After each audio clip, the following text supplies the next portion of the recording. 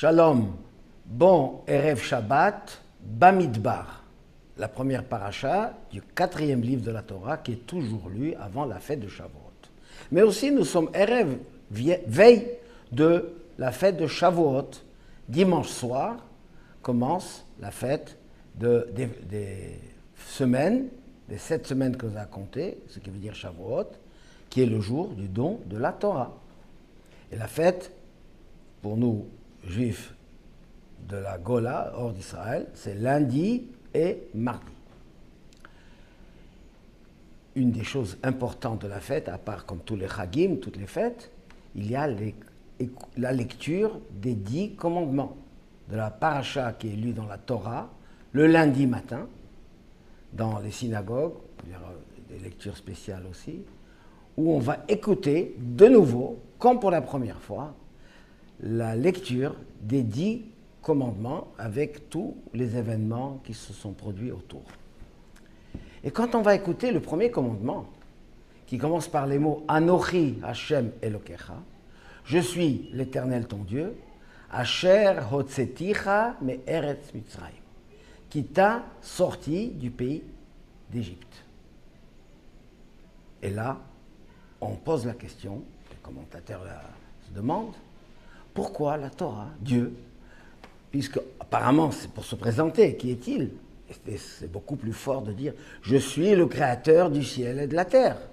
Boré Shamayim Vaaretz. C'est beaucoup plus que la sortie d'Égypte, où il y a eu effectivement beaucoup de miracles, mais la sortie d'Égypte est touchée directement à ceux qui étaient là présents, effectivement. Les Bnei Israël qui étaient au pied du mont Sinaï sont sortis d'Égypte, ils ont vu les miracles, évidemment. Mais la création du monde, c'est un miracle constant pour tous les temps. À quel moment? Aujourd'hui encore, on constate que la création, elle est extraordinaire, elle est divine. On comprend très bien que ce n'est pas dans les facultés et les moyens humains de créer, surtout quand on parle de création du néant. Et surtout, comme dit le Baal Shem Tov, dont la Hiloula c'est Shavuot, dit que la création, ce n'est pas faite une fois et Dieu a créé du néant le monde. La création, Dieu renouvelle la création constamment, continuellement. Donc nous constatons, nous voyons un monde, on voit la création, on voit la présence de Dieu. Pourquoi est-ce que Dieu n'a pas dit « Je suis l'Éternel qui a créé le ciel et la terre » Nous répond le Rabbi de Lubavitch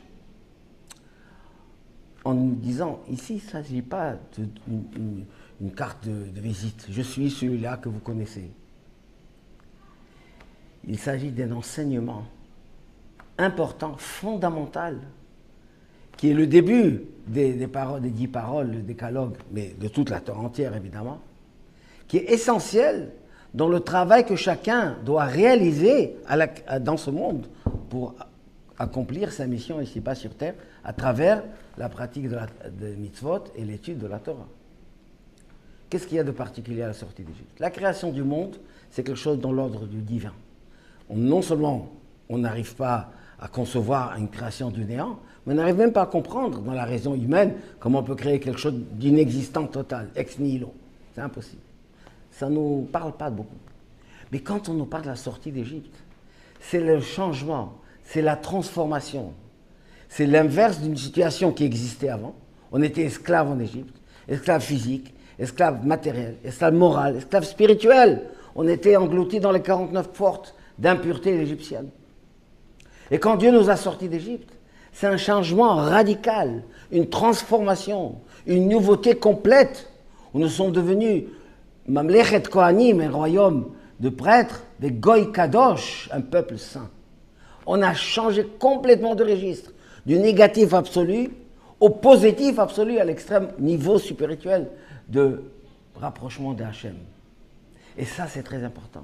Ça, c'est la base de la Torah des mitzvot. C'est que nous devons tout faire pour avancer, pour nous rapprocher, pour progresser, pour étudier, pour prier. Et surtout, cette fête de Shavuot, où la mitzvah, c'est écouter les 10 commandements, c'est de venir, bien sûr, tous très, très nombreux pour écouter les 10 commandements, comme pour la première fois. Et là, on a la bracha, la bénédiction divine. Comme nous disons, on viendra tous très nombreux. En ce moment-là, Dieu va nous bénir tous, déjà avant, mais tous, dans tout ce qu'on a besoin, dans la santé, des enfants, la parnassa, avoir une vie matérielle facile et bonne, et surtout le shalom, que nos soldats soient libérés, que tous les otages sortent de leur emprisonnement et qu'on se retrouve tous dans la grande simcha et dans la joie. L'expression du rabbi précédent, c'est Kabbalat HaTorah, besimcha ou bepnimiut, qu'on reçoive, accepte la Torah avec joie et avec intériorisation. Shabbat Shalom et Chag Sameach.